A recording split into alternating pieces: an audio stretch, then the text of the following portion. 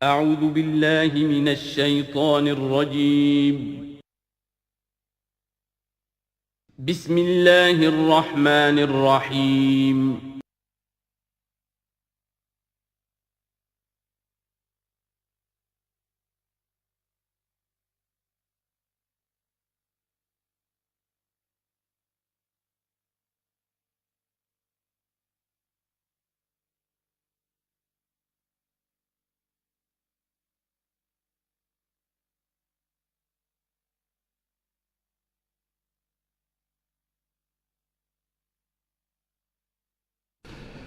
نحمده ونصلي على رسوله الكريم اما بعد فقد قال الله تبارك وتعالى كما ورد في سورة الأحقاف اعوذ بالله من الشيطان الرجيم بسم الله الرحمن الرحيم وإذا حشر الناس كانوا لهم أعداء وكانوا بعبادتهم كافرين صدق الله العظيم۔ ذکر ہو رہا تھا اس سورہ مبارکہ کی پچھلی آیات میں کہ ان سے بڑھ کر زیادہ گمراہ کون ہوگا جو اللہ کے سوا ایسی ہستیوں کو پکار رہے ہیں جو نہ ان کی دعا سنتے ہیں نہ دعاؤں کو قبول کر سکتے ہیں قیامت تک، بلکہ وہ ان کی دعاؤں سے غافل ہیں، انہیں معلوم ہی نہیں ہے۔ وَإِذَا حُشِرَ النَّاسُ جب لوگوں کو جمع کیا جائے گا كَانُوا لَهُمْ أَعْدَاءً وہ ان کے دشمن بن جائیں گے کہ تم نے ہمیں شرمسار کیا، ہماری شرمندگی کا تم سبب بن گئے، تم نے ہمیں اللہ کا مد مقابل بنا دیا۔ جیسے کہ حضور صلی اللہ علیہ وسلم نے ایک صحابی کو ٹوک دیا، وہ اپنے کسی گفتگو کے انداز میں، اور ظاہر بات ہے کہ ان کی نیت تو وہ نہیں تھی کہ حضور کو اللہ کے برابر کر دیں، لیکن الفاظ ایسے ان کی زبان سے نکلے ما شاء اللہ و ما شئت، جو اللہ چاہے اور آپ چاہیں،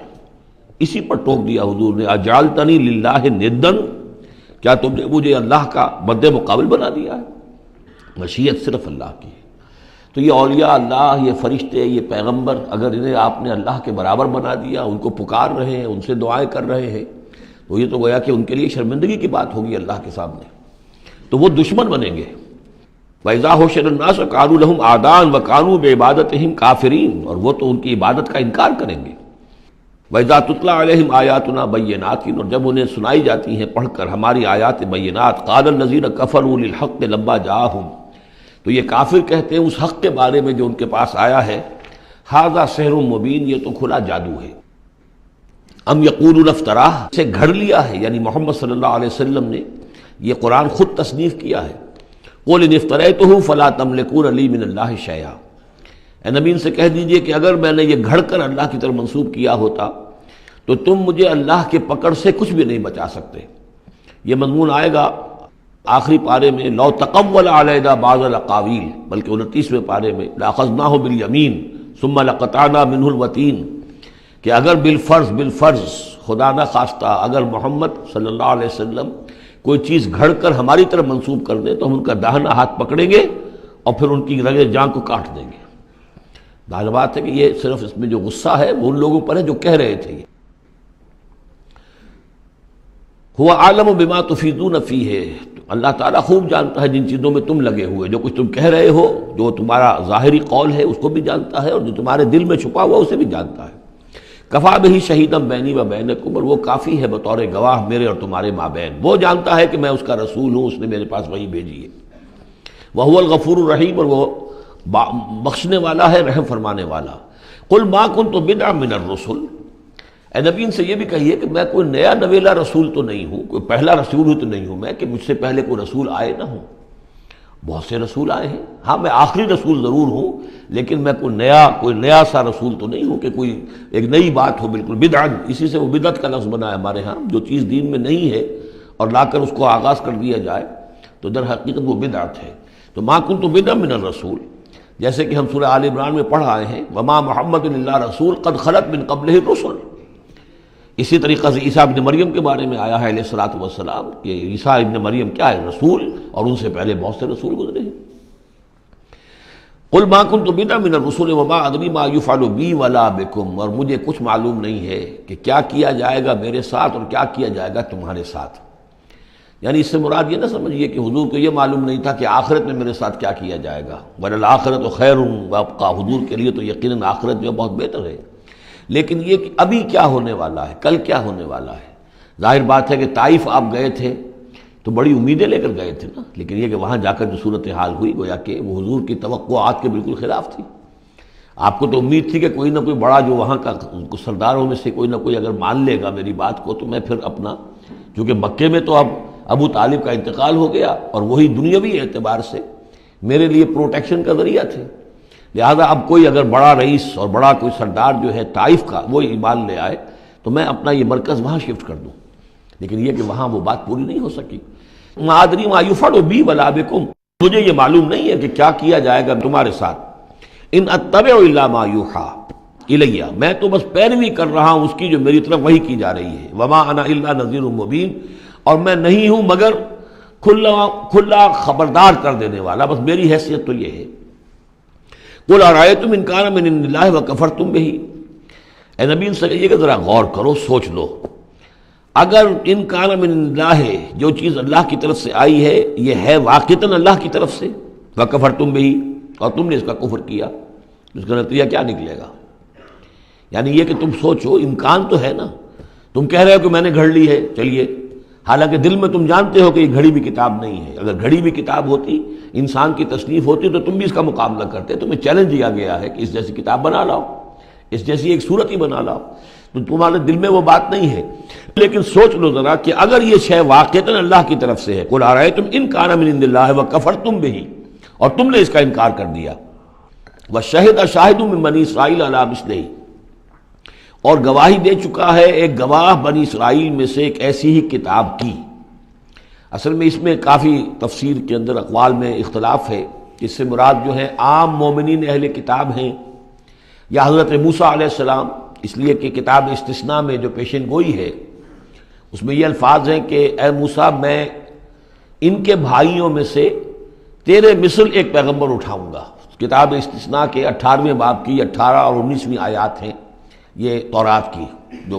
عہد نامہ قدیم ہے اس میں، تو گویا کہ مثل ہی، یعنی حضرت موسیٰ کی طرح کے محمد ہے، حضرت محمد کی طرح کے موسیٰ ہیں علیہ الصلوۃ والسلام، کیونکہ صاحب شریعت رسول ہے حضرت موسیٰ علیہ السلام۔ حضرت عیسیٰ صاحب شریعت نہیں ہے، صاحب کتاب ہے، انجیل دی گئی ہے، انجیل میں شریعت نہیں ہے، انجیل میں حکمت ہے، کل ہم پڑھ چکے ہیں جئتکم بالحکمہ، میں تمہارے پاس حکمت لے کر آیا۔ شریعت، قانون،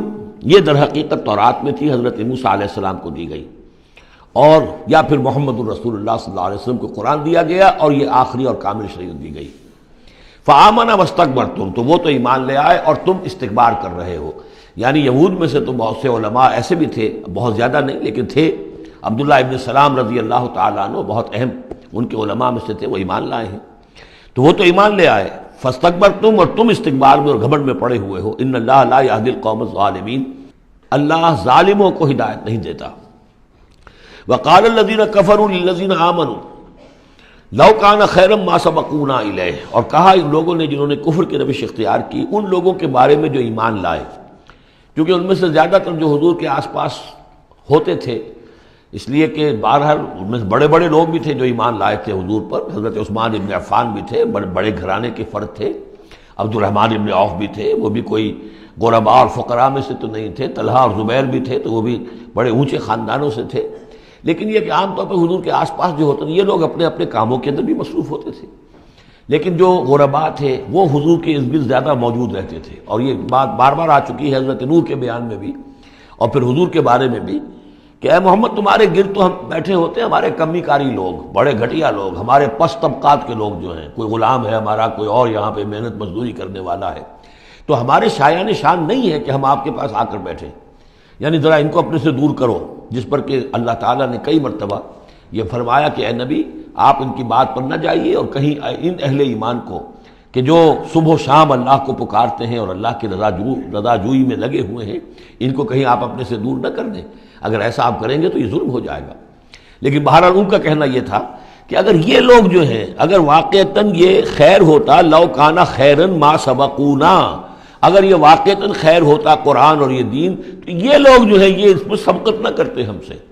بڑے ہم ہیں، سمجھدار ہم ہیں، دانشور ہم ہیں، ایلیٹ آف دی سوسائٹی ہم ہیں،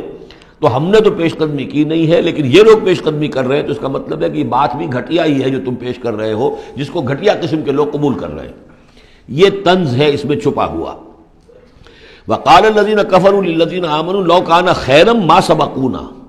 وإذ لم يهتدوا به فسيقولون هذا إفك قديم، اور جب یہ اس قرآن کے ذریعے سے ہدایت نہیں پا رہے تو کہتے ہیں کہ یہ تو گھڑی ہوئی چیز ہے، افک ہے، پرانی شے ہے۔ ومن قبلہ کتاب موسیٰ اماما ورحمہ، حالانکہ اس سے پہلے موسیٰ کی کتاب موجود تھی اور اب بھی ہے، اماما ورحمہ، وہ بھی رہنمائی کرنے والی ہے اور رحمت ہے۔ وہذا کتاب مصدق لسانا عربیا، اور یہ کتاب نازل ہوئی ہے اس کی تصدیق کرتے ہوئے، یعنی تصدیق دونوں معنی میں، ایک تو کہ قرآن تصدیق کرتا ہے کہ تورات اللہ کی کتاب تھی، اللہ کی کتاب ہے، اگرچہ اس میں تحریف کر دی گئی ہے لیکن بہرحال اللہ کی کتاب تھی۔ انا انزلنا التوراۃ فیہا ھدی ونور، ہم نے تورات نازل کی تھی، اس میں ہدایت بھی تھی، نور بھی تھا۔ پھر انجیل کے بارے میں فیہ ھدی ونور، قرآن دونوں کی تصدیق کرتا ہے۔ دوسری یہ کہ تورات میں اور انجیل میں جو پیشین گوئیاں تھیں ان کا مصداق بن کر قرآن آیا ہے، تو قرآن مصدق ہے لساناً عربیًا، اور بڑی ہی عمدہ فصیح اور بلیغ عربی زبان میں ہے، لینذر الذین، تاکہ خبردار کر دیں ان لوگوں کو ظلموا جنہوں نے کہ کفر کی روش اختیار کی، خبردار کر دینے کی ذمہ داری ہے، اور اسی لیے یہ جو آسان زبان میں ہم نے اس کو اتارا ہے تاکہ ہر شخص تک یہ بات پہنچ جائے۔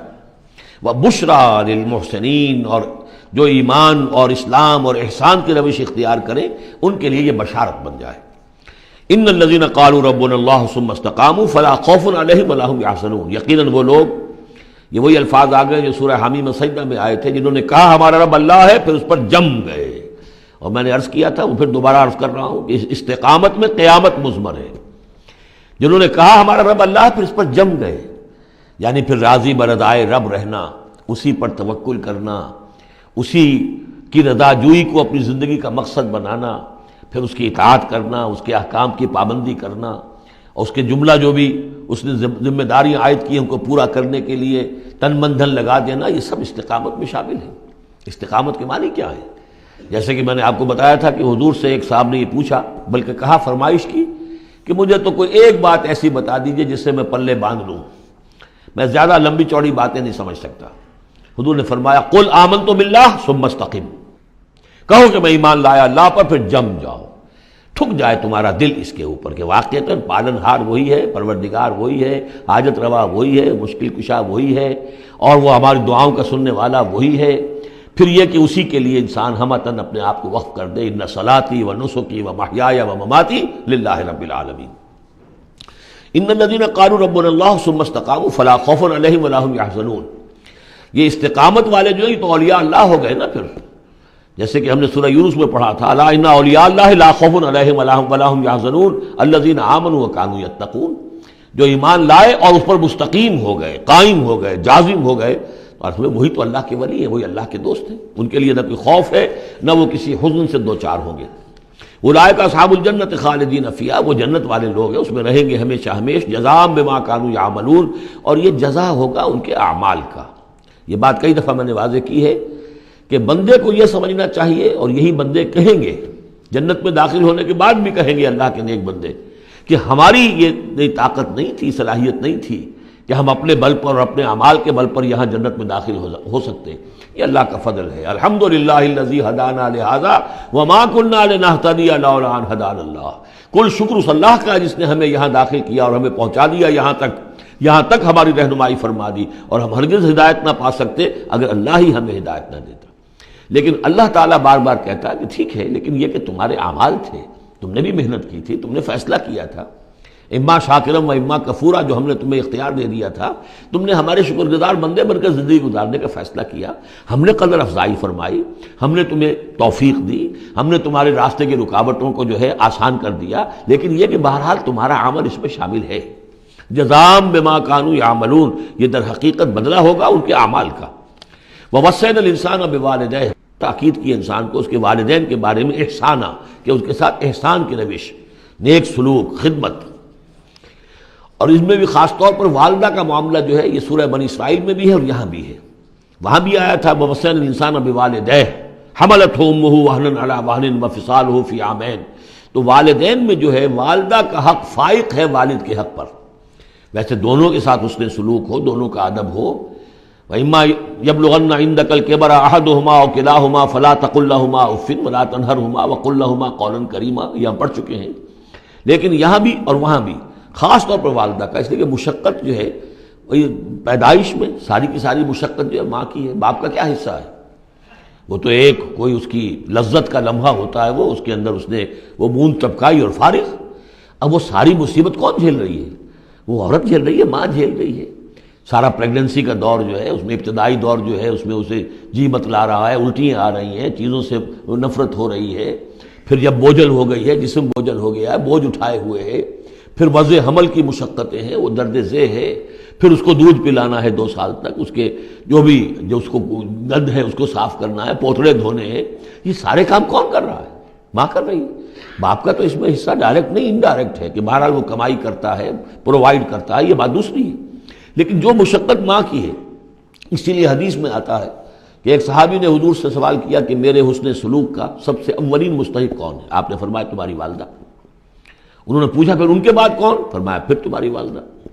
تیسری مرتبہ پھر کون؟ حضور پھر والدہ تمہاری. چوتھی مرتبہ جب اس نے پوچھا ان کے بعد کون، تو آپ نے فرمایا تمہارے والد. یعنی والدہ کا حق جو ہے وہ والد کے حق پر، یہ ہے اخلاقی حق. قانونی حق والد کا زیادہ ہے. اگر سیپریشن ہو جائے گی تو اولاد والد کی ہے، قانونی حق اس کا زیادہ ہے. لیکن اخلاقی حق، خدمت کا حق اور جنت جس کے پاؤں تلے ہے وہ باپ نہیں ماں ہے. جنت جو ہے وہ تو اس کے قدم تلے تحت اقدام الامہات. اس حوالے سے اخلاقی مقام جو ہے وہ عورت کا زیادہ ہے، ماں کا زیادہ ہے. فرمایا حملتہ امہ کرہا ووضعتہ کرہا، اس کی ماں نے اسے اٹھائے رکھا اپنے پیٹ میں تکلیف جھیل کر، اور پھر اس کو وضع حمل ہوا، اس کو جنا تکلیف کے ساتھ. وحملہ وفصالہ 30 شہرا، اور اس کا یہ حمل اور پھر دودھ پلانا یہ لگ بھگ جو ہے 30 مہینے ہوتے ہیں. حتیٰ اذا بلغ اشدہ، یہاں تک کہ جب وہ اپنی پوری قوت کو پہنچتا ہے، بلوغت کو پہنچتا ہے. اور یہاں سے بلوغت سے مراد جو ہے وہ نفسیاتی بلوغت ہے، ذہنی اور نفسیاتی بلوغت. ایک جسمانی بلوغت ہوتی ہے، وہ تو 16 17 18 اس سال کے اندر آدمی جو ہے وہ پورا بالغ ہوتا ہے. لیکن جسمانی بلوغت نہیں، یہاں جو ہے 40 برس کا ذکر آ رہا ہے. حتیٰ اذا بلغ اشدہ وبلغ 40 سنۃ، جب وہ 40 برس کا ہو جاتا ہے. سائیکولوجیکل میچورٹی جو ہے انسان کی وہ 40 برس کی ہے. یہی وجہ ہے کہ 40 برس ہی کی عمر میں جو بھی نبوت جو ہے وہ ملتی تھی. حضور کو بھی 40 برس کی. فلما بلغ 40 سنۃ حبب الیہ الخلاء فکان یخلو بغار حراء. ایک حدیث ہے بڑی پیاری جس کی راویہ ہیں ام المومنین حضرت عائشہ صدیقہ رضی اللہ تعالیٰ عنہ، جس میں فرمایا انہوں نے کہ حضور نے مجھے بتایا کہ جب میری عمر 40 برس کے قریب ہوئی تو مجھے خلوت گزینی محبوب ہو گئی، تنہائی میں بیٹھ کر. اور پھر آپ جا کر کئی دن کئی راتیں جو ہے غار حرا میں آپ تنہا رہتے تھے، خلوت گزینی. پھر وہیں پر وہی کا آغاز ہوا ہے. تو 40 برس کی عمر، اگرچہ استثناءات ہیں. حضرت یحییٰ کے بارے میں ہم پڑھ چکے ہیں سورہ مریم میں، آتیناہ الحکم صبیہ، بچپن ہی میں اللہ نے انہیں حکمت عطا فرما دی، اور ان کو جو بھی وہ میچورٹی ہے اللہ نے بہت ابتدائی عمر میں عطا فرما دی. حضرت عیسیٰ کا معاملہ بھی ایسا ہی ہے، لیکن عام قاعدہ و قانون وہی ہے 40 برس کا.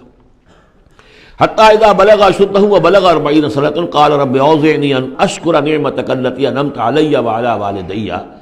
تو وہ کہتا ہے کہ میرے پروردگار مجھے اس کی میری قسمت یہ بنا دے، یہ میرا نصیب فرما دے، مجھے اس کی توفیق دے کہ میں شکر ادا کر سکوں تیرے انعامات کا جو مجھ پر ہوئے اور میرے والدین پر ہوئے. وان اعمل صالحا ترضاہ، اور یہ کہ میں ایسے عمل کروں اچھے جو تجھے پسند آئیں، جنہیں تو پسند کرے. واصلح لی فی ذریتی، اور پھر یہ کہ میرے لیے میری اولاد کے لیے بھی، اولاد میں بھی میرے لیے بہتری پیدا کر دے. ایک تو یہ ہوتا ہے کہ اصلح لی ذریتی، میری اولاد کو اصلاح کر دے، انہیں صالح بنا دے. لیکن یہاں پہ انداز جو ہے ذرا دیکھیے، اصلح لی فی ذریتی، اس لیے کہ اولاد صالح ہوگی تو اس کا فائدہ مجھے بھی پہنچے گا. اس لیے کہ اگر اولاد جو ہے وہ صالح ہے اور نیک ہے تو اس سے یقیناً انسان جو ہے وہ دعائیں کریں گے، استغفار کریں گے، اور ان کے جو اعمال صالحہ ہیں، چونکہ باپ نے کوئی تربیت اچھی دی تھی تو ان کے اعمال صالحہ سے بھی اس کے اپنے حساب کے اندر بھی ادراج ہوتا رہے گا نیکیوں کا. تو اصلح لی فی ذریتی، میری ذریت میں، میری نسل میں میرے لیے اصلاح فرما دے، یعنی ان کی اصلاح فرما جس سے کہ خود مجھے بھی فائدہ پہنچے. اسی بالکل یہی مفہوم ہے کہ جو ہم نے سورہ الفرقان میں پڑھا ہے، وَجْعَلْنَا لِلْمُتَّقِينَ إِمَامًا، مراد یہ کہ ہماری اولاد کو متقی بنا، تاکہ ان کی جو ہم از خود ان کے آگے چلنے والے ہیں، ان کے امام ہیں، وہ ہمارے فالوورز ہیں، ہمارے پیچھے چلنے والے ہیں، اور قیامت میں ایسا ہوگا حشر میں آدمی اٹھیں گے اور ان کے پیچھے ان کی نسلیں چلی آ رہی ہیں، تو ہمارے پیچھے آنے والے ہیں وہ نیک ہوں، متقی ہوں۔ وَأَصْلِحْ لِي فِي ذُرِّيَّتِي إِنِّي تُبْتُ إِلَيْكَ، میں تیری جناب میں توبہ کرتا ہوں، رجوع کرتا ہوں، وَإِنِّي مِنَ الْمُسْلِمِينَ، اور یقیناً میں تیرے فرما برداروں میں سے ہوں۔ أُولَٰئِكَ الَّذِينَ نَتَقَبَّلُ عَنْهُمْ أَحْسَنَ مَا عَمِلُوا، یہ وہ لوگ ہیں جن سے ہم ان کے بہترین اعمال قبول فرمائیں گے۔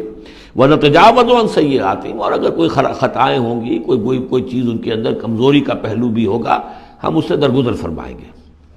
فی اصحاب الجنہ، اور پھر یہ اصحاب الجنہ میں ہوں گے، جنت والوں میں شامل ہو جائیں گے۔ وعد الصدق الذی کانوا یوعدون، یہ سچا وعدہ ہے جس کا کہ ان سے وعدہ کیا جاتا تھا۔ اب اس کے برعکس کردار ہے، یہ تو یہ کہ ایک صالح بیٹا ہے، اور وہ جب اپنی پوری میچورٹی کو پہنچا ہے اور بلوغ کو پہنچا ہے نفسیاتی اور ذہنی اعتبار سے، تو اس کا طرز عمل تو یہ ہے جو آ گیا، رب اوزعنی ان اشکر نعمتک التی انعمت علی وعلی والدی وان اعمل صالحا ترضاہ واصلح لی فی ذریتی۔ ایک دوسرا برعکس کردار ہے، والذی قال لوالدیہ اف لکما اتعداننی ان اخرج وقد خلت القرون من قبلی، اور وہ شخص جو اپنے والدین سے کہتا ہے، والدین مسلمان ہیں لیکن بیٹا آوارہ ہو گیا ہے یا ذہنی طور پر جو ہے وہ گمراہ ہو گیا ہے، وہ نہ آخرت کو مان رہا ہے نہ اللہ کو مان رہا ہے، کسی اور رخ پہ جا رہا ہے، تو وہ اپنے والدین سے کہتا ہے اف لکما، میں بڑا بیزار ہوں آپ سے، یہ کیا آپ لوگوں نے ڈھکوسلے تراش رکھے ہیں، یہ کیا آخرت واخرت کی آپ مجھے دھمکی دیتے رہتے ہیں۔ اتعداننی، کیا آپ مجھے اس بات سے ڈراتے ہیں، وعدہ دیتے ہیں، دھمکاتے ہیں، ان اخرجا، کہ مجھے نکالا جائے گا، دوبارہ زندہ کیا جائے گا، وقد خلت القرون من قبلی، مجھ سے پہلے نہ معلوم کتنی نسلیں بیت چکی ہیں، ہزارہا لوگ نسل بعد نسل ختم ہو چکے ہیں، تو میں تو ان باتوں کو ماننے والا نہیں ہوں، یہ آپ کے ڈھکوسلے ہیں، یہ پرانی باتیں ہیں، دقیانوسی باتیں ہیں۔ وَهُمَا يَسْتَغِيثَانِ اللَّهَ وَإِلَيْكَ آمَنُوا، اور وہ دونوں ماں باپ جو ہیں بیچارے وہ نیک، وہ دعائی دے رہے ہیں اللہ کی کہ اللہ کے بندے، وَإِلَيْكَ، تباہی ہو تیری، خرابی ہو تیری، آمن، ایمان لا، مان ان باتوں کو، ان وعد اللہ حق، یقیناً اللہ کا وعدہ سچا ہے۔ فَيَقُولُ مَا هَذَا إِلَّا أَسَاطِيرُ الْأَوَّلِينَ، وہ کہتا ہے نہیں، میں نہیں مانتا، نہیں یہ تو نقلیں ہیں، پرانی کہانیاں ہیں جو پچھلوں سے نقل ہوتی چلی آ رہی ہیں۔ اولئک الذین حق علیہم القول، یہ وہ لوگ ہیں کہ جن پر اللہ کی بات سچی ہو گئی، یعنی مستحق ہو گئے اللہ کے کلمہ عذاب کے، فی امم قد خلت من قبلہم، اور انہی قوموں کے اندر وہ بھی پھر شامل کر دیے جائیں گے جو ان سے پہلے گزر چکی ہیں، من الجن والانس، جنات میں سے بھی اور انسانوں میں سے بھی، انہم کانوا خاسرین، یقیناً وہی لوگ ہیں خسارے والے، برباد ہونے والے۔ وَلِكُلٍّ دَرَجَاتٌ مِّمَّا عَمِلُوا، اور سب کے لیے درجے اور مقامات معین ہوں گے ان کے اعمال کے اعتبار سے۔ وَلِيُوَفِّيَهُمْ، اور تاکہ اللہ تعالیٰ پورا ان کے اعمال، وَلِيُوَفِّيَهُمْ أَعْمَالَهُمْ وَهُمْ لَا يُظْلَمُونَ، پورا ان کو دے دے گا ان کے اعمال کا بدلہ، اور ان پر کوئی ظلم نہیں ہوگا، کوئی حق تلفی نہیں ہوگی۔ وَيَوْمَ يُعْرَضُ الَّذِينَ كَفَرُوا عَلَى النَّارِ، اور جس دن کہ یہ کافر پیش کیے جائیں گے آگ پر، اور اس وقت ان سے کہا جائے گا اذهبتم طیباتکم فی حیاتکم الدنیا واستمتعتم بها، دیکھو بھائی تم نے اپنے جو مزے لینے تھے، لوٹنے تھے، عیش کرنے تھے، وہ تم دنیا کی زندگی میں کر چکے ہو، تم نے وہاں حرام خوریاں کی، حلال اور حرام کی تمیز کو ختم کیا، تم نے وہاں عیش کیے، اذهبتم طیباتکم، اپنی مزے کی چیزیں جو ہے وہ تم لے جا چکے، فی حیاتکم الدنیا، تم اپنی دنیا کی زندگی میں، واستمتعتم بها، اور اس سے تم نے بہت فائدہ اٹھا لیا۔ فَالْيَوْمَ تُجْزَوْنَ عَذَابَ الْهُونِ بِمَا كُنتُمْ تَسْتَكْبِرُونَ فِي الْأَرْضِ بِغَيْرِ الْحَقِّ، تو آج اب تمہیں بہت ہی اہانت آمیز عذاب دیا جائے گا، ذلت کا عذاب، بسبب اس تکبر کے جو تم کرتے رہے ہوئے زمین میں ناحق، وَبِمَا كُنتُمْ تَفْسُقُونَ، اور جو تم نے وہاں پر نافرمانیاں کی ہیں اور ہمارے احکام کو توڑا ہے۔ وَاذْكُرْ أَخَا عَادٍ، اور ذرا تذکرہ کیجئے اخا عاد قوم عاد کے بھائی کا، یعنی حضرت ہود علیہ الصلوۃ والسلام، اذ انذر قومہ بالاحقاف، جب کہ انہوں نے اپنی قوم کو خبردار کیا احقاف میں، یہ احقاف کا علاقہ تھا بالکل جنوبی ساحل جو ہے عرب کا، جزیرہ نما عرب کا، اس کے ساتھ، اور اب وہاں پر بہت ہی سخت قسم کا، وہ بدترین قسم کا صحرا ہے احقاف۔ وقد خلت النذر من بین یدیہ ومن خلفہ، ان سے پہلے بھی ان کے سامنے بھی اور بہت سے خبردار کرنے والے آئے تھے۔ یہ میں نے عرض کیا تھا کہ انبیاء متعدد آ کر پھر آخری کوئی رسول آتا تھا کہ جو پھر آخری اتمام حجت کرتا تھا۔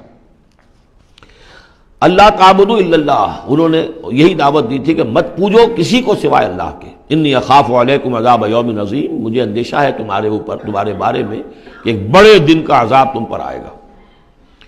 قالوا اجئتنا لتافکنا عن آلہتنا، انہوں نے کہا کہ کیا تم اس لیے آئے ہو اے ہود کہ تم ہمیں اپنے معبودوں سے برگشتہ کر دو؟ فاتنا بما تعدنا ان کنت من الصادقین، تو اگر تم سچے ہو تو جس عذاب کی دھمکی ہمیں دے رہے وہ لے آؤ۔ قال انما العلم عند اللہ، انہوں نے کہا کہ اس کا علم تو اللہ کے پاس ہے، کل علم اللہ کے پاس ہے، وہ عذاب آئے گا، کب آئے گا، کس صورت میں آئے گا میں نہیں جانتا، وہ اللہ جانتا ہے۔ وَأُبَلِّغُكُم مَّا أُرْسِلْتُ بِهِ، اور میں تو تمہیں پہنچا رہا ہوں وہ جو اس نے مجھے دے کر بھیجا ہے، جو پیغام اس نے دیا میں پہنچا رہا ہوں، میرا کام انذار ہے، ابلاغ ہے، پہنچا دینا ہے، واضح کر دینا ہے۔ وَلَٰكِنِّي أَرَاكُمْ قَوْمًا تَجْهَلُونَ، لیکن میں دیکھ رہا ہوں کہ تم نے بہت جہالت کی روش اختیار کر لی ہے، بجائے اس کے کہ میری بات پر غور کرو، دیکھو، سوچو، دل میں اترے تو اسے قبول کرو، تم نے تو گویا کہ ادھار کھائے بیٹھے ہو اس کی نفی پر اور اس کو نہ ماننے پر، تو تم جہالت پر اتر آئے ہو۔ فلما رأوه عارضا مستقبل اودیتہم، تو عذاب الہی جب آیا، اس کے آثار جب آئے تو وہ ایک ایسی صورت میں تھے کہ جو ہے کہ بادل آ رہے ہیں، تو جب دیکھا انہوں نے اس کو یعنی عذاب کو، رأوه یہ وہ عذاب کے لیے ضمیر ہے، عارضا کہ اس کو ہم نے ایک ابر کی صورت میں بھیجا، مستقبل اودیتہم جو ان کی وادیوں کی طرف چلا آ رہا تھا، سامنے آ رہا تھا۔ قالوا هذا عارض ممطرنا، ان کو یہ تو بادل آ گئے، ابر ہے، اب بارش ہوگی، جل تھل ہو جائیں گے، مطر آ رہی ہے۔ بل ہوا مستعجلتم به، نہیں یہ تو وہ شے جس کی تم نے جلدی مچائی تھی کہ لے آؤ عذاب اگر لا سکتے ہو۔ ریح فیہا عذاب علیم، وہ ایک جھکڑ تھا جس کے بارے میں آئے گا سورۃ الحاقہ میں کہ سخر علیہم سبع لیال وثمانیۃ ایام، 7 رات اور 8 دن مسلسل وہ جھکڑ چلا ہے۔ ریح فیہا عذاب علیم، وہ جھکڑ ہے جس میں بہت بڑا عذاب ہے۔ تدمر کل شیء بامر ربھا، وہ ہر شے کو اپنے رب کے حکم سے اٹھا کر پٹکتی تھی، وہ ہوا جو ہے اٹھاتی تھی اور پٹکتی تھی۔ تدمر، جیسے کسی درخت کی جڑ سے اکھاڑا جائے پھر پھینک دیا جائے، اور وہ چونکہ تھے بھی بڑے طویل القامت لوگ تو بڑے بڑے ستونوں کی طرح پھر پڑے تھے، کاجاد النخل خاویہ، جیسے کہ وہ کھجوروں کے تنے پڑے ہوئے ہوں زمین کے اوپر۔ تدبر کل شیء بامر ربھا فاصبحوا لا یری الا مساکنہم، پھر وہ ایسے ہو گئے کہ اب کچھ نظر نہیں آ رہا تھا سوائے ان کے مسکنوں کے، ان کے گھر نظر آ رہے ہیں، ان کی حویلیاں، ان کی بلڈنگیں، لیکن وہاں اس میں بسنے والا اب کوئی نظر نہیں آ رہا۔ کذالک نجزی القوم المجرمین، اسی طرح ہم بدلہ دیا کرتے ہیں مجرموں کی قوم کو۔ وَلَقَدْ مَكَّنَّاهُمْ فِي مَاءٍ مَكَّنَّاكُمْ فِيهِ، اب یہاں قریش سے، مکے والوں سے خطاب ہو رہا ہے، ان کو ہم نے جو تمکن عطا کیا تھا زمین میں، جو مال و اسباب دیا تھا، جو طاقت دی تھی، فی ماء مکناکم فیہ، اس میں اتنا تمکن تمہیں ہم نے نہیں دیا، اتنی طاقت تمہارے پاس نہیں ہے۔ ان کی تہذیب، جیسا کہ میں عرض کر چکا ہوں، وہ شداد کا جو شہر تھا، اب اس کے جو ہیں باقیات وہ نظر آ چکے ہیں سیٹلائٹس کے ذریعے سے کہ زمین کے نیچے جو ہے بہت گہرے وہ موجود ہیں، جو ان کے اوپر عذاب آیا اور اس کے اوپر، لیکن وہ دبے ہوئے موجود ہیں۔ اس کے بڑے بڑے جو ہیں ستون جو بنائے تھے انہوں نے، غالباً 30 بڑے بڑے ان کی فصیل کے ساتھ جو ہے پلرز ہیں جن کو گن لیا گیا ہے، اب وہ موجود ہیں۔ یہ ساری نشانیاں اب ایک ایک کر کے ظاہر ہوں گی۔ وَلَقَدْ مَكَّنَّاهُمْ فِي مَاءٍ مَكَّنَّاكُمْ فِيهِ، ہم نے وہ چیزیں انہیں دی تھی کہ جو اے قریش تمہیں نہیں دی، ہم نے ان کو، تمہیں وہ تمکن نہیں دیا۔ وَجَعَلْنَا لَهُمْ سَمْعًا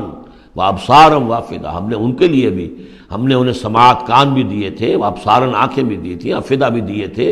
دل اور عقل بھی دی تھی۔ فما اغنی عنہم سمعہم ولا ابصارہم ولا افئدتہم من شیء، تو کچھ کام نہیں آئے ان کے، نہ تو ان کی سماعت، ان کی بصارت، نہ ان کے دل یا عقلیں، میں کسی شے میں انہیں نہیں بچا سکے۔ اذ کانوا یجحدون بآیات اللہ، جبکہ وہ انکار کرتے رہے اللہ کی آیات کا۔ وحاق بہم ما کانوا بہ یستہزئون، اور ان کو گھیر لیا اور ان پر الٹ پڑی وہی چیزیں جن کا کہ وہ مذاق اڑایا کرتے تھے۔ وَلَقَدْ أَهْلَكْنَا مَا حَوْلَكُم مِّنَ الْقُرَىٰ، اور ہم نے تو ہلاک کیا ہے بہت سی بستیوں کو جو تمہارے ہی ارد گرد آباد تھیں۔ میں وہ نقشہ بنا کے بھی آپ کو دکھا چکا ہوں کہ یہ تمام جو احقاف، یہ گویا کہ مکے کے جنوب مشرق میں تھے، سمود کا علاقہ جو ہے مکے کے شمال میں تھا، اسی شمال کے رخ پر جو ہے پھر وہ مدین کا علاقہ، اور پھر یہ کہ ادھر ڈیڈ سی کے ساتھ ساحل پر، اس کے بھی اب حال ہی میں خبر آئی ہے کہ اس کے بھی جو کھنڈرات وغیرہ ہیں وہ بحیرہ مردار،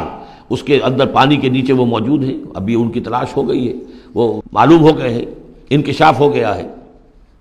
تو فرمایا وَلَقَدْ أَهْلَكْنَا مَا حَوْلَكُم مِّنَ الْقُرَىٰ، ہم نے بہت سی بستیوں کو، شہروں کو ہلاک کیا جو تمہارے ارد گرد ہی تھیں.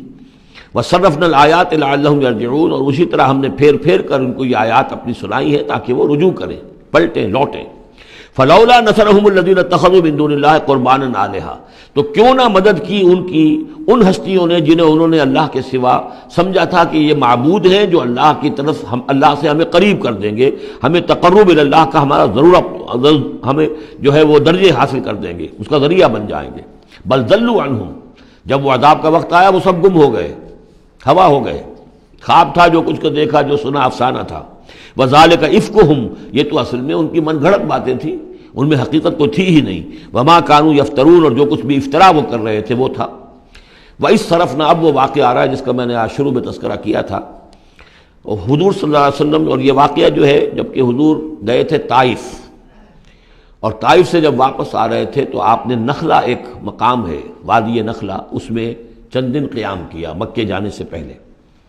اور چونکہ دل گرفتہ تو بہت تھی جب آپ طائف سے واپس آئے ہیں، طائف میں جو کچھ بیتی تھی وہ آپ کو معلوم ہے. بہرحال وہاں آپ فجر کے وقت ایک روز نماز فجر کی پڑھ رہے تھے اور قرآن مجید پڑھ رہے تھے. اس میں قرآن الفجر ہم پڑھ آئے ہیں، فجر کی نماز میں طویل قرات ہوتی ہے. تو ایک امام، ایک مقتدی. امام تھے حضور صلی اللہ علیہ وسلم، مقتدی تھے حضرت زید بن حارثہ، آپ کے منہ بولے بیٹے، آپ کے آزاد شدہ غلام. اس وقت یہ ہے کہ وہاں سے گزر ہوا کچھ جنوں کی ایک جماعت کا، اور وہ ٹھہر گئے، چھٹک کر کھڑے ہوئے، اور وہ سنتے رہے. قرآن حضور پڑھ رہے ہیں، وہ سن رہے ہیں. تو اس پر وہ ایمان لائے، اور پھر جا کر اپنی قوم میں انہوں نے فوراً تبلیغ شروع کر دی. تو یہ بات ہمارے لیے بڑی عبرت کی بات ہے کہ جنات کی ایک جماعت نے ایک ہی دفعہ قرآن سنا، ایمان بھی لے آئے اور فوراً مبلغ بن گئے اس کے. لیکن ہم جو ہے سنتے ہیں اور ایک کان سے سن کر دوسرے کان سے نکال دیتے ہیں، ہماری زندگیوں میں کوئی تبدیلی نہیں آتی. تو بڑا قابل غور ہے یہ مقام قرآن مجید کا. وَإِذْ صَرَفْنَا إِلَيْكَ نَفَرًا مِنَ الْجِنِّ، اور جب کہ ہم نے آپ کی طرف متوجہ کر دیا اے نبی جنوں کی ایک جماعت کو، یستمعون القرآن، کہ وہ قرآن سننے لگے. فلما حضروہ، جب وہاں وہ پہنچے، قالوا انصتوا، انہوں نے کہا چپ ہو جاؤ، خاموش رہو، سنو، توجہ سے سنو. اب دیکھیے جو بات قرآن مجید میں آئی ہے، وَإِذَا قُرِئَ الْقُرْآنُ فَاسْتَمِعُوا لَهُ وَأَنصِتُوا، معلوم ہوتا ہے کہ یہ وہ ان جنات میں سے تھے کہ جو طبعاً نیک تھے، شریف تھے، اس اعتبار سے ان کے اندر وہ جو مادہ تھا وہ موجود تھا. بلکہ آگے چل کر معلوم ہوگا کہ وہ حضرت موسیٰ علیہ السلام کے ماننے والے تھے، ان پر گویا کہ وہ اہل کتاب جنات تھے.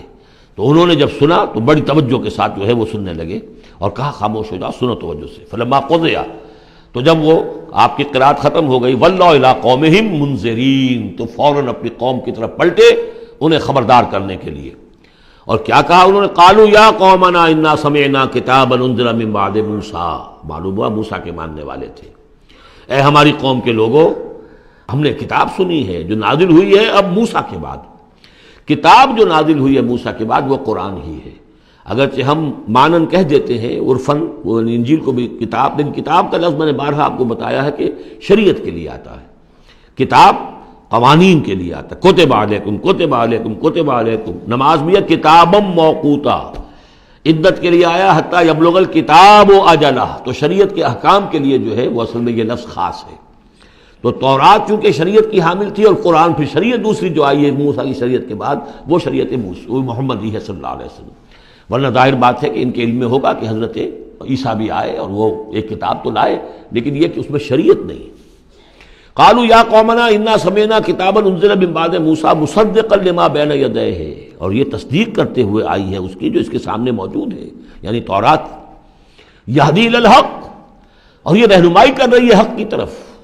وَإِلَىٰ طَرِیقٍ مُسْتَقِیم، اور ایسے راستے کی طرف جو بالکل سیدھا ہے. صراط مستقیم، صراط بھی راستہ، طریق بھی راستہ، سبیل بھی راستہ، سوا سبیل سیدھا راستہ، صراط مستقیم سیدھا راستہ، طریق مستقیم. یا قومنا اجیبوا داعی اللہ، اے ہماری قوم کے لوگوں، اللہ کی طرف پکارنے والے کی پکار پر لبیک کہو، مانو، ایمان لاؤ. وآمنوا بہ یغفر لکم من ذنوبکم، تو ان پر ایمان لاؤ تاکہ اللہ تعالیٰ جو ہے تمہارے گناہوں کو بخش دے. ویجرکم من عذاب علیم، اور تمہیں بچا دے عذاب علیم سے، دردناک عذاب سے. ومن لا یجب داعی اللہ فلیس بموجد فی الارض، اور جو نہیں لبیک کہتا اللہ کی طرف پکارنے والے کی پکار پر، تو وہ پھر فلیس بموجد، وہ اللہ تعالیٰ کو ہرا نہیں سکے گا، شکست نہیں دے سکے گا زمین میں، ولیس لہ من دونہ اولیاء، اور نہیں ہوں گے اس کے لیے کوئی ایسے اس کے رفیق اور اس کے پشت پناہ اور مددگار جو اسے اللہ کی پکڑ سے بچا سکے۔ اولئک فی ضلال مبین، یہ لوگ تو گویا کہ کھلی گمراہی کے اندر ہوں گے۔ اب یہ بات جو ہے جیسا کہ میں نے اس کے قابل غور ہے ہمارے لیے۔ اب ظاہر بات ہے کہ داعی جب تک نبوت کا سلسلہ جاری تھا وہ اللہ کے نبی ہوتے تھے۔ اب حضور کے بعد اب داعی جو ہوں گے وہ امت میں سے ہوں گے، کوئی اٹھے گا اللہ کا بندہ، پھر دین کی دعوت دے گا، پھر قرآن کی طرف بلائے گا، پھر لوگوں سے کہے گا کہ آؤ چلو اس راستے پر چلو، اللہ کے دین کا راستہ یہ ہے، اقامت دین کی جد و جہد میں لگو، اس کے لیے اپنے تن بندھن لگاؤ، ان صلاتی و نسکی و محیایا و مماتی للہ رب العالمین۔ اب نبی تو کوئی نہیں آئے گا سوائے ان کے جو دجال ہیں، جھوٹے نبی ہیں جنہوں نے دعوے کیے ہیں، وہ تو چھوڑ دیجیے ان کو، لیکن نبی نہیں آنے والا، نبوت کا دروازہ بند ہو چکا۔ لیکن دعوت اللہ کا دروازہ بند نہیں ہوا ہے، اس کا سلسلہ بند نہیں ہوا، بلکہ اب تو اس امت کے ذمے بحیثیت مجموعی وہ ذمہ داری لگا دی گئی۔ وَكَذَلِكَ جَعَلْنَاكُمْ أُمَّةً وَسَطًا لِتَكُونُوا شُهَدَاءَ عَلَى النَّاسِ وَيَكُونَ الرَّسُولُ عَلَيْكُمْ شَهِيدًا، تمہارے ذمے ہے۔ كُنتُمْ خَيْرَ أُمَّةٍ أُخْرِجَتْ لِلنَّاسِ تَأْمُرُونَ بِالْمَعْرُوفِ وَتَنْهَوْنَ عَنِ الْمُنكَرِ وَتُؤْمِنُونَ بِاللَّهِ اولم يروا ان اللہ الذي خلق السماوات والارض ولم يعي بخلقهن، کیا انہوں نے دیکھا نہیں، غور نہیں کیا؟ وہ اللہ جس نے آسمانوں اور زمین کی تخلیق فرمائی اور وہ تھکا نہیں، ہارا نہیں اس سے، ان کی تخلیق سے، یعنی جیسے کہ سورہ قاف میں ہم پڑھیں گے افعینا بالخلق الاول، کیا ہم عاجز آ گئے ایک دفعہ بنانے کے بعد؟ ہماری ساری جو بھی کریٹو ایکٹیویٹی تھی اور کریٹو پوٹینشیل ہمارا ختم ہو گیا، ایگزاسٹ ہو گیا، ہم دوبارہ نہیں بنا سکتے تمہیں۔ تو لم یا بخلقہن، وہ عاجز نہیں آ گیا ان کی تخلیق سے، اب اس کی جو خلاقی کی قوت ہے وہ ختم نہیں ہو گئی ہے۔ بقادر علی ان یحیی الموتیٰ، تو کیا وہ قادر نہیں ہوگا اس پر کہ مردوں کو زندہ کر دے؟ بلا، کیوں نہیں، انہ علی کل شیء قدیر، یقیناً وہ ہر چیز پر قادر ہے۔ ویوم یعرض الذین کفروا علی النار، اور جس روز کے پیش کیے جائیں گے یہ کافر آگ پر، الیس ھذا بالحق، اس وقت سوال کیا جائے گا یہ ہے حق، یہ حقیقت ہے یا نہیں؟ تم ڈھکوسلا کہتے تھے، تم کہتے تھے کہ ایسی ہمیں دھونس دی جا رہی ہے، کوئی جہنم وغیرہ نہیں، کوئی حساب کتاب نہیں، کوئی جزا و سزا نہیں، کوئی باعث بعد الموت نہیں، الیس ھذا بالحق، کیا یہ حقیقت نہیں ہے؟ قالوا بلا وربنا، وہ کہیں گے کیوں نہیں، ہمارے پروردگار تیری قسم یہ حق ہے۔ قال فذوقوا العذاب بما کنتم تکفرون، تو اللہ فرمائے گا اب چکھو اس عذاب کا مزہ اپنے اس کفر کی پاداش میں جو تم کرتے رہے ہو، فاصبر۔ اب آخری بات حضور سے، فاصبر کما صبر اولو العزم من الرسل، اے محمد صلی اللہ علیہ وسلم آپ بھی صبر کیجئے جیسے کہ ہمارے اولو العزم رسول آپ سے پہلے صبر کرتے رہے۔ یہ اولو العزم من الرسل عام طور پر خیال یہ کہ 5 ہیں، بعض حضرات 7 شمار کرتے ہیں، حضرت ہود حضرت صالح کو بھی شامل کرتے ہیں، لیکن 5 پر چونکہ اسی سلسلہ سور کی صورت ہے سورہ شورى جس میں 5 کا ذکر ہے۔ شرع لکم من الدین ما وصى به نوحا والذی اوحینا الیک وما وصینا به ابراہیم وموسیٰ وعیسیٰ، حضرت نوح، حضرت ابراہیم، حضرت موسیٰ، حضرت عیسیٰ اور حضرت محمد صلی اللہ علیہ وسلم علیہ الصلوۃ والسلام، یہ اولو العزم من الرسل ہیں۔ اور اس میں جو یوں سمجھیے کہ عزم اور صبر کا معاملہ جو ہے اس میں حضرت ایک اعتبار سے حضرت نوح سب سے آگے ہے، 950 برس تک جو ہے انہیں صبر کرنا پڑا، فلبث فیہم 1000 سنۃ الا 50 عاما۔ اور ایک ذاتی تکلیف اس میں حضرت ایوب علیہ الصلوۃ والسلام، ان کو جو کوفت، ذاتی تکلیف، بیماری، نہایت ہی تکلیف دہ بیماری، تو اس میں ان کا صبر ایوب اس اعتبار سے مشہور ہے۔ فاصبر کما صبر اولو العزم من الرسل، صبر کیجئے جیسے کہ ہمارے اولو العزم پیغمبر صبر کرتے رہے۔ ولا تستعجل لهم، اور ان کے لیے جلدی نہ کیجئے۔ کیا مطلب؟ یہ خیال جو کبھی شاید حضور کے دل میں بھی آ جاتا ہو، لیکن یہ کہ دوسرے مسلمانوں کے دلوں میں آنا تو بالکل قرین قیاس ہے کہ اللہ تعالیٰ ان کو پکڑتا کیوں نہیں؟ یہ کس طریقے سے بلال کو کیسے مار رہا ہے یہ امیہ ابن خلف، اللہ تعالیٰ اس کا ہاتھ چھل کیوں نہیں کر دیتا؟ وہ تو علی کل شیء قدیر ہے۔ اور اس قوم کو کب تک یہ مہلت دی جائے گی؟ کیوں نہیں ان پر عذاب آ جاتا جیسے کہ عذاب آیا تھا پچھلی قوموں کے اوپر؟ فرمایا نہیں، ولا تستعجل، پچھلی صورت بھی اسی پر ختم ہوئی تھی کہ اے نبی اہل ایمان سے یہ کہیے کہ ذرا ان کو ابھی معاف کریں، ابھی ان کو کچھ عرصے کے لیے، چونکہ جو ہمارا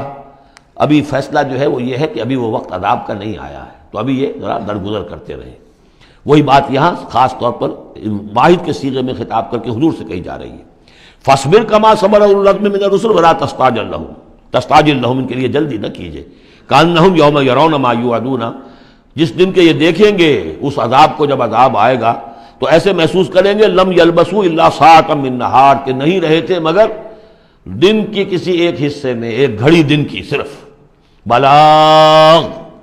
یہ ہے پہنچا دینا، ھذا بلاغ، لیکن ھذا یہاں پر محذوف ہو گیا، ھذا بلاغ، بلاغ یہ پہنچا دینا ہے۔ فہل یہلک الا القوم الفاسقون، تو ہلاک تو وہی کیے جائیں گے، کون ہلاک کیا جائے گا سوائے ان کے کہ جو نافرمان لوگ تھے۔ یہاں یہ جو 8 سورتوں کا ایک سلسلہ چلا آ رہا تھا وہ بھی ختم ہوا، اور یہ کہ جو 5واں جو گروپ ہے مکی اور مدنی صورتوں کا، ان میں سے جو مکیات کا سلسلہ ہے وہ ختم ہو گیا، اور یہ 13 صورتیں ہیں، سورہ سبا، فاطر، پھر یاسین، پھر صافات، پھر صاد، اور پھر یہ 8 صورتیں، سورہ زمر، اور پھر مومن، اور پھر حامیم سجدہ، اور شورا، اور زخرف، اور دخان، اور جاسیہ، اور احقاف۔ یہ صورتیں ہیں کہ جہاں مکیات ہیں۔ اب اس کے ساتھ 3 مدنیات ہیں۔ یہ 3 جو مدنیات ہیں ان میں سے 2 صورتیں تو بڑی ہم وزن ہیں اور جوڑے کی شکل میں ہیں، لیکن ایک صورت جو ہے اگرچہ بہت جامع صورت ہے قرآن حکیم کی وہ، لیکن اس کو ہم کہہ سکتے ہیں مضمون کے اعتبار سے کہ وہ سورہ فتح کا ایک ضمیمہ ہے۔ اگرچہ اسلامی ریاست کے اصول، اسلامی معاشرے کے لیے بنیادی ہدایات کے اعتبار سے قرآن حکیم کی اہم ترین، جامع ترین صورت ہے۔ 18 آیات میں اللہ تعالیٰ نے یوں سمجھیے کہ سورہ نساء، سورہ مائدہ میں جو اصول دیے ہیں اسلامی معاشرے کے اور اسلامی ریاست کے، ان کا لب لباب اور خلاصہ 18 آیات میں ہے سورہ حجرات کی۔ جہاں تک سورہ محمد صلی اللہ علیہ وسلم کا تعلق ہے، یہ بھی قرآن کی ان صورتوں میں سے ہے کہ جس کے 2 نام ہیں۔ اس کا نام سورہ قتال بھی ہے۔ زمانہ نزول جو ہے یہ غزوہ بدر سے متصلاً قبل نازل ہوئی ہے، یعنی سورہ بقرہ ہی کا ضمیمہ اس کو سمجھنا چاہیے۔ سورہ بقرہ ہے، اکثر وہ آیات جو نازل ہوئی ہیں ہجرت کے بعد سے لے کر اور غزوہ بدر تک، ایک تو ان کا بڑا مجموعہ ہے جو 40 رکوعوں پر مشتمل ہے، وہ تو سورہ بقرہ ہے، لیکن اس کو علیحدہ رکھا گیا ہے، اگرچہ ہے اسی سلسلے کے اندر، اور اس کے علیحدہ رکھنے کا میں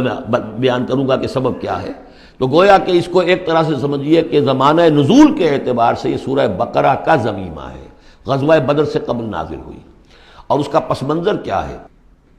کہ جب یہ حضور نے صلی اللہ علیہ وسلم اپنا اقدام کا عمل شروع کیا ہے، یعنی ایک تو 12 برس تک مکے میں تو حکم یہ تھا کہ ہاتھ بندے رکھو، ہاتھ رکے رکھو، نو ریٹیلیشن، ریونج کا کیا سوال، انتقام تو بہت دور کی بات ہے، no raising of hands even in self defence, اپنے بچانے کے لیے بھی ہاتھ نہیں اٹھانے۔ اگر خباب بن الارت سے کہا گیا کہ اتارے کپڑوں اتار دو، لیٹ جاؤ انگاروں کے اوپر لیٹ جاؤ۔ حضرت یاسر کو اور حضرت سمیہ کو اور حضرت عمار کو جو کچھ بھی ایذائیں دے رہا تھا ابو جہل، کسی مسلمان کو اجازت نہیں تھی کہ جا کر اس کا ہاتھ پکڑے، نہیں۔ یہ مرحلہ تھا پیسو ریزسٹنس کا کہ جو تکلیف آئے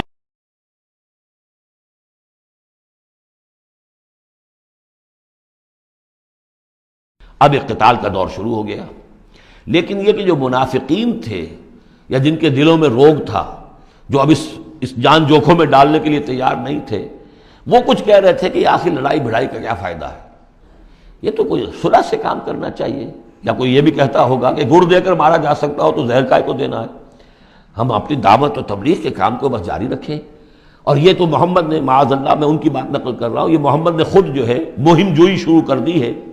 کہ انہوں نے جو ہے ان کو چھیڑ چھاڑ شروع کر دی، ان کے قافلوں کا تعاقب شروع کر دیا، ان کی جو ہے وہ گویا کہ لائف لائن کے اوپر ہاتھ ڈال دیا۔ تو یہ جو حقیقت اقدام تو کر رہے ہیں یہ خود، اور اس سے گویا کہ لڑائی بھڑائی کا سلسلہ شروع ہو جائے گا۔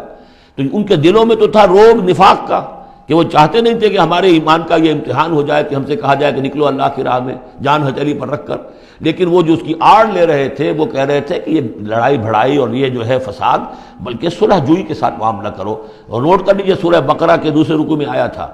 وَإِذَا قِيلَ لَهُمْ لَا تُفْسِدُوا فِي الْأَرْضِ قَالُوا إِنَّمَا نَحْنُ مُصْلِحُونَ أَلَا إِنَّهُمْ هُمُ الْمُفْسِدُونَ وَلَٰكِن لَا يَشْعُرُونَ۔ تو گویا کہ اس جو بھی ہو رہی تھی اس وقت، ان کی جو ذہن کی کیفیت تھی، اس میں اللہ تعالیٰ کی طرف سے یہ سورہ مبارکہ نازل ہوئی ہے، اور یہ اسلوب کے اعتبار سے پورے قرآن میں منفرد ہے۔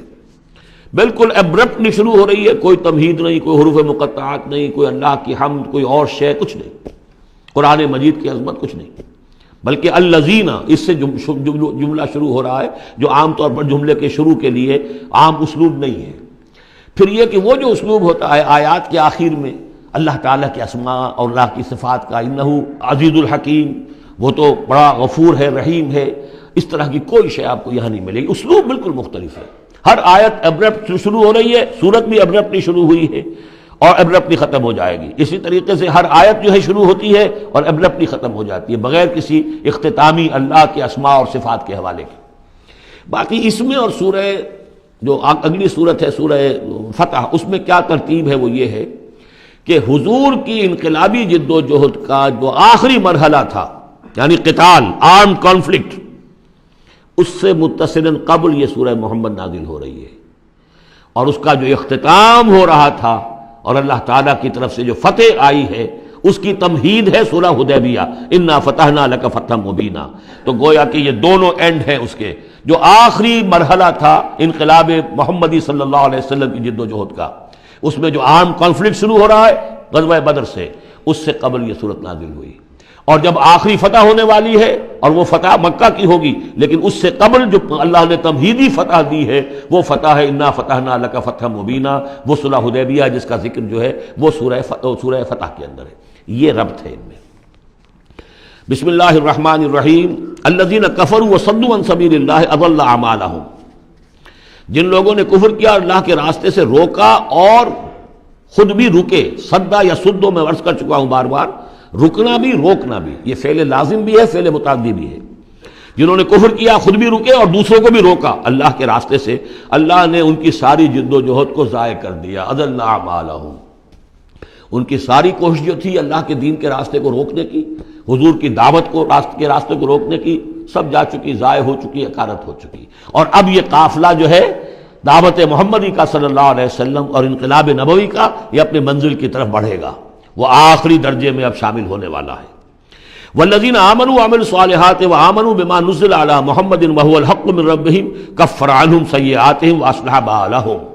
اور اس کے برعکس جو لوگ ایمان لائے، جنہوں نے نیک عمل کیے اور جو ایمان لائے اس شے پر جو نازل کی گئی ہے محمد پر صلی اللہ علیہ وسلم، وهو الحق، اور وہ حق ہے، من ربهم، ان کے رب کی طرف سے،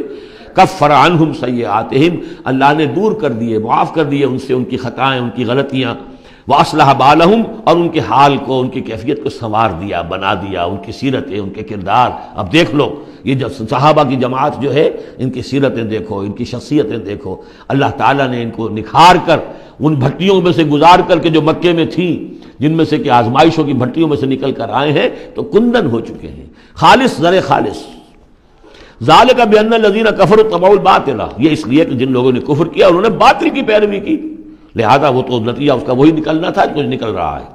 وان الذین آمنوا اتبعوا الحق من ربهم، اور جو لوگ ایمان لائے انہوں نے پیروی کی حق کی جو ان کے رب کی طرف سے آیا ہے۔ کذالک یضرب اللہ للناس امثالهم، اسی طرح اللہ تعالیٰ لوگوں کے لیے ان کی مثالیں بیان کرتا ہے۔ فَإِذَا لَقِيتُمُ الَّذِينَ كَفَرُوا فَضَرْبَ الرِّقَابِ، اب یہ ہے آیت جو مشکلات القرآن میں سے ہے۔ اس کی وجہ کیا ہے کہ اس میں بھی ایک تقدیم و تاخیر ہے۔ تقدیم و تاخیر کا اصول میں بتا چکا ہوں، قرآن مجید میں ہوتا ہے اس کے آہنگ کی وجہ سے، اور غور کرنا پڑتا ہے کہ اس کی اصل ترتیب کیا ہے، اور اس سے پھر بات واضح ہوتی ہے۔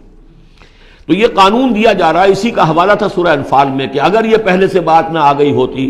تو اے مسلمانوں، تم نے جو یہ قیدیوں کو زدہ فدیہ لے کر چھوڑنے کا فیصلہ کیا ہے، اس پر تم پر بڑی سخت گرفت ہوتی ہے اللہ کی، لیکن چونکہ یہ آیت آ چکی تھی اب وہ اس کی وضاحت میں کر دوں گا آپ کو۔ فَإِذَا لَقِيتُمُ الَّذِينَ كَفَرُوا، تو اے مسلمانوں جب اب تمہاری مٹ بھیڑ ہو کافروں سے، اب جو ہے آرم کانفلکٹ شروع ہونا ہے، اب تلوار سے ٹکرائے گی، میدان میں تمہیں آنا پڑے گا، تو اس کا قاعدہ کیا ہے؟ فَضَرْبَ الرِّقَابِ، تو ان کی گردنوں کو مارنا ہے، پہلا کام یہ ہے، ان کی گردنیں مارو، انہیں قتل کرو۔ حَتَّى إِذَا أَسْخَنْتُمُوهُمْ، یہاں تک کہ جب تم ان کو اچھی طریقے سے کچل دو، ان کی طاقت ختم ہو جائے، فَشُدُّ الْوَثَاقِ، پھر تم ان کو قیدی بنا سکتے ہو، پھر باندھو ان کو مضبوطی کے ساتھ۔ فَإِمَّا مَنًّا بَعْدُ وَإِمَّا فِدَاءً حَتَّى تَضَعَ الْحَرْبُ أَوْزَارَهَا، اور پھر چاہے تو انہیں اس کے بعد جو ہے تم چھوڑ سکتے ہو احسان رکھ کر، بغیر فدیہ لیے، اور وَإِمَّا فِدَاءً، یا فدیہ لے کر، حَتَّى تَضَعَ الْحَرْبُ أَوْزَارَهَا، یہاں تک کہ جنگ جو ہے وہ اپنے ہتھیار رکھ دے، ڈال دے۔ اس میں ہے اصل میں تقدیم و تاخیر، یہ پہلے ہے حَتَّى إِذَا أَسْخَنْتُمُوهُمْ فَشُدُّوا الْوَثَاقَ حَتَّى تَضَعَ الْحَرْبُ أَوْزَارَهَا فَإِمَّا مَنًّا بَعْدُ وَإِمَّا فِدَاءً، یعنی یہ کہ جب تمہارا مقابلہ کافروں سے ہو تو پہلے مرحلہ یہ کہ ان کی گردنیں مارو، پھر جب ان کی قوت کچلی جائے پھر تم انہیں قیدی بنا سکتے ہو، جب تک کہ جنگ اپنے ہتھیار بالکل رکھ دے۔ اب اس کو سمجھ لیجئے کہ ایک ہوتی ہے بیٹلز، ایک ہوتی ہے وار۔ بدر جنگ تھی لیکن بیٹل کی نوعیت کی تھی، وار تو 6 سال تک چلنی ہے۔ Battle of Badr, battle of Uhud, battle of Ahzab, battle of Bani al Mustaliq, battle نہ معلوم کتنی بیٹلز ہیں۔ یہ 6 سال تک مسلسل جنگ ہے، جس میں کہ تھوڑا سا وقفہ آیا صلح حدیبیہ کی وجہ سے، ورنہ تو جا رہا ہے۔ وار واز کنٹینیوئنگ، وار ابھی ختم نہیں ہوئی ہے، ایک بیٹل ختم ہوئی ہے، ایک مہم ختم ہوئی ہے، ایک لڑائی ختم ہوئی ہے، جنگ تو جاری ہے۔ حتیٰ تضع الحرب اوزارہا، جب کہ وہ جنگ اپنے ہتھیار رکھ دے، یعنی اس درجے وہ دین کا غلبہ ہو جائے کہ اب کوئی ریزسٹنس نہ رہے، تو پھر یہ ہے کہ چاہے تم ان کو چھوڑ دو فدیہ دے کر، اور چاہے تم ان کو ویسے بھی احسان سے بھی چھوڑ دو تو کوئی حرج نہیں، احسان کرو بغیر فدیہ دیے بھی چھوڑ دو تو کوئی حرج نہیں۔ لیکن جب تک کہ ابھی مقابلہ چل رہا ہے، اس وقت تک فدیہ لے کر چھوڑ دینے کے معنی کیا ہوئے کہ آپ نے کفر کو تقویت پہنچائی۔ جو آج جنگ کر کے یہاں کرنے کے لیے آئے تھے ان میں سے 70 مارے گئے، اچھا وہ تو کفر کا ایک بازو تو ٹوٹ گیا، لیکن یہ 70 جو تمہاری قید میں آئے تھے اس کو تم نے فدیہ لے کر چھوڑ دیا تو یہ بازو دوبارہ جا کر تم پر حملے کے لیے تیار ہو جائے گا کہ نہیں؟ لیکن چونکہ یہاں پہ اب اس کا معاملہ ججمنٹ کا، واقعتاً دشمن کی کمر کچلی گئی ہے یا نہیں، یہ ہے ججمنٹ کا معاملہ۔ تو حضور نے اگر یہ سمجھا کہ قمر کچھ نہیں گئی ہے تو اس کے اوپر پکڑ نہیں ہو سکتی۔ اجتہاد جو ہے، اجتہاد کا اصول یہ ہے کہ اجتہاد میں مخطی بھی ہو تو اسے اجر ملتا ہے اور مصیب ہو تو دوہرا اجر ہے۔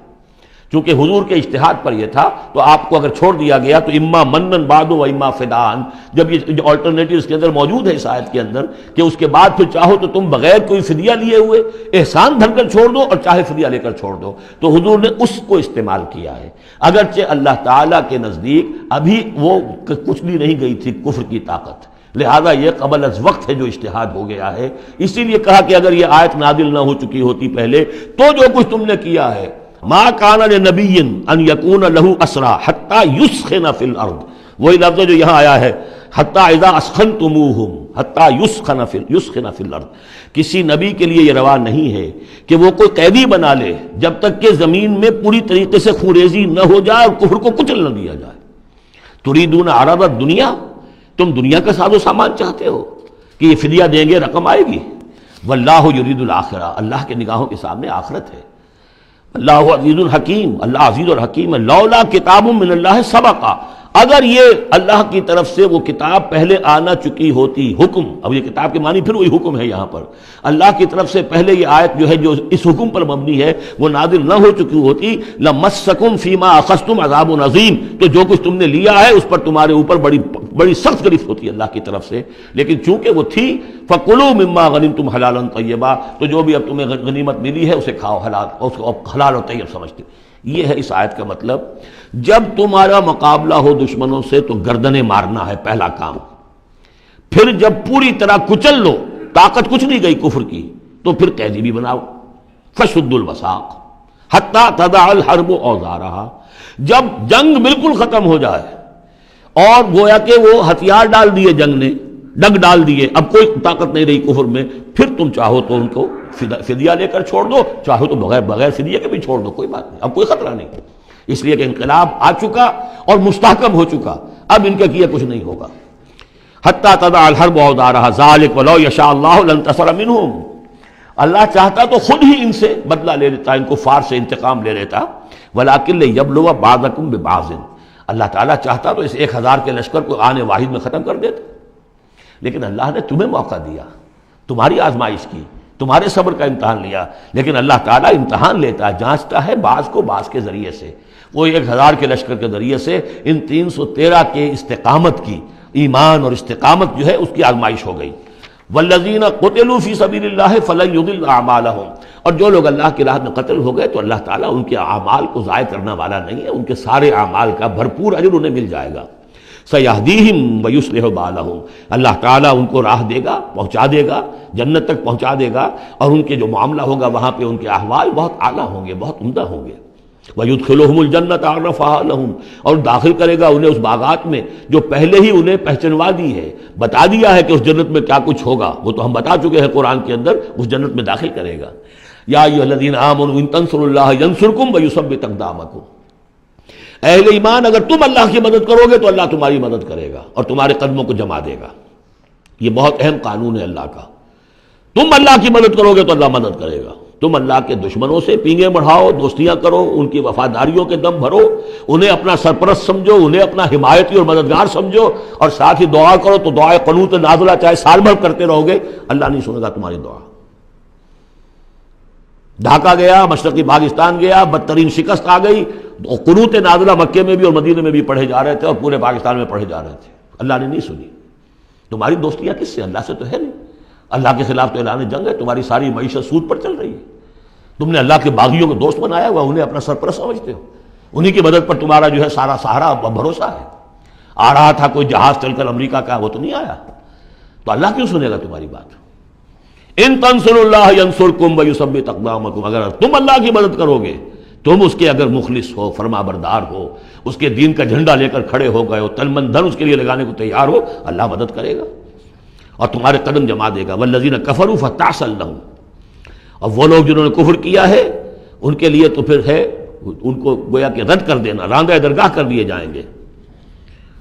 وہ کھائیں ٹھوکریں۔ وعد اللہ اعمالہم، اللہ نے ان کے تمام اعمال کو، جد و جہد کو، کوششوں کو بالکل گمراہ کر دیا، یعنی ختم ہو گئی وہ، اور ان کا حاصل کچھ نہ ہوا۔ ذالک بانہم کرہوا ما انزل اللہ فاحبط اعمالہم، اس کی وجہ کیا ہے کہ انہوں نے وہ چیز ناپسند کی جو اللہ نے نازل کی، فاحبط اعمالہم، اللہ نے ان کے تمام نیک اعمال بھی ضائع کر دیے۔ یعنی آخر ان میں ایسے بھی تھے کفار میں سے جو غریبوں کو کھانا کھلا دیتے تھے،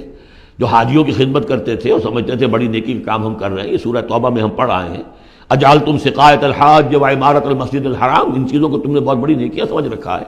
لیکن یہ کہ اگر تم نے اللہ کے نازل کیے ہوئے قرآن کو ناپسند کیا ہے تو اللہ نے تمہاری ساری اعمال جو ہے حبط کر دیے۔ افلم یسیروا فی الارض فینظروا کیف کان عاقبۃ الذین من قبلہم، تو کیا یہ زمین میں گھومے پھرے نہیں کہ یہ دیکھتے کہ کیا انجام ہوا ان لوگوں کا جو ان سے پہلے تھے؟ دمر اللہ علیہم، اللہ تعالیٰ نے ان پر ہلاکت کو مسلط کر دیا۔ وللکافرین امثالھا، اور ان کافروں کے لیے بھی ایسے ہی انجام آئیں گے۔ ذالک بان اللہ مولا الذین آمنوا وان الکافرین لا مولا لہم، اور یہ اس لیے کہ اللہ تو مولا ہے، رفیق ہے، پشت پناہ ہے، مددگار ہے اہل ایمان کا، اور یہ کہ کافروں کا کوئی مولا ہے ہی نہیں۔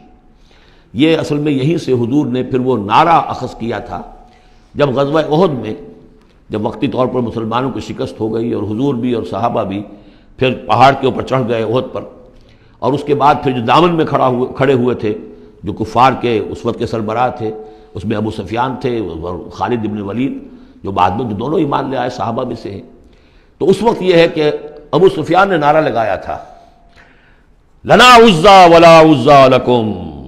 ہمارے لیے عزا جیسی دیوی ہے، اس نے ہماری مدد کی ہے، تمہارے لیے تو عزا ہے ہی نہیں۔ تو حضور نے کہا تھا مسلمانوں سے جواب دو، اللہ مولانا ولا مولا لکم، اللہ ہمارا مولا ہے، تمہارا کوئی مولا نہیں۔ اس نے کہا تھا اعلی حبل، لیکن یہ کہ اس کے جواب میں کہا گیا اللہ اکبر، اللہ سب سے اعلیٰ بھی ہے، بڑا بھی ہے۔ تو یہ جو نعرہ ہے کہ اللہ مولانا ولا مولا لکم، ذالک بان اللہ مولا الذین آمنوا وان الکافرین لا مولا لہم، ان اللہ یدخل الذین آمنوا وعملوا الصالحات جنات تجری من تحتها الانہار، یقیناً اللہ تعالیٰ داخل کرے گا ان لوگوں کو جو ایمان لائے، جن نے نیک عمل کیے، ان باغات میں جن کے دامن میں ندیاں بہتی ہوں گی۔ والذین کفروا یتمتعون ویاکلون کما تاکل الانعام، اور وہ لوگ جو کفر کر رہے ہیں وہ کھا پی رہے ہیں، عیش اڑا رہے ہیں دنیا میں، کھا رہے ہیں جیسے کہ حیوانات بھی کھاتے ہیں۔ والنار مثوی لکم، لیکن یہ کہ بالآخر ان کا ٹھکانہ جو ہے وہ آگ ہے۔ وَكَأَيٍّ مِّن قَرْيَةٍ هِيَ أَشَدُّ قُوَّةً مِّن قَرْيَتِكَ الَّتِي أَخْرَجَتْكَ، اور اے نبی کتنی ہی بستیاں ایسی گزری ہیں کہ جو اس بستی سے کہیں زیادہ قوت میں تھیں جس نے آپ کو نکلنے پر مجبور کیا ہے۔ مکے سے بڑے بڑے شہر تھے، ان سے بڑی اس کی جو ہے قوتیں تھیں، بڑی طاقتور قومیں وہاں رہتی تھیں۔ تو یہ جو بستی جس نے کہ آپ کو وہاں سے نکلنے پر مجبور کیا ہے، اس سے کہیں زیادہ بڑی جو بستیاں تھیں انہیں ہم نے ہلاک کیا۔ اہلکناہم فلا ناصر لہم، ان کو ہم نے ہلاک کر دیا اور ان کا کوئی مددگار نہ ہوا۔ افمن کان علی بینۃ من ربہ کمن زین لہ سوء عملہ، تو بھلا وہ شخص جو اپنے رب کی طرف سے بینہ پر ہے اس کی سرشت اور اس کی فطرت نیک ہے، اور پھر یہ کہ اس کو اللہ تعالیٰ نے جو ہدایت دی ہے وہ اس پر قائم ہے۔ کمن زین لہ سوء عملہ، کیا وہ اس جیسا ہو جائے گا کہ جس کے اعمال اس کے لیے مزین کر دیے گئے ہیں، برے اعمال اس کے، لیکن اسے محسوس ہوتا ہے کہ بڑے شاندار میرے اعمال ہیں، میری تہذیب، طریقتکم المثلی، تمہارا کلچر بہت اعلیٰ کلچر، مثالی کلچر، واتبعوا اہواءہم، اور انہوں نے پیروی کی ہے اپنی خواہشات کی۔ ان دونوں میں ظاہر بات ہے کوئی مساوات نہیں ہو سکتی۔ وہ جو اللہ کی طرف سے بینہ پر ہے وہ کامیاب ہونے والے ہیں، اور یہ لوگ جو اپنی خواہشات کی پیروی کر رہے ہیں ناکام ہونے والے ہیں۔ بارک اللہ لی ولکم فی القرآن العظیم ونفعنی وإیاکم بالآیات والذکر الحکیم۔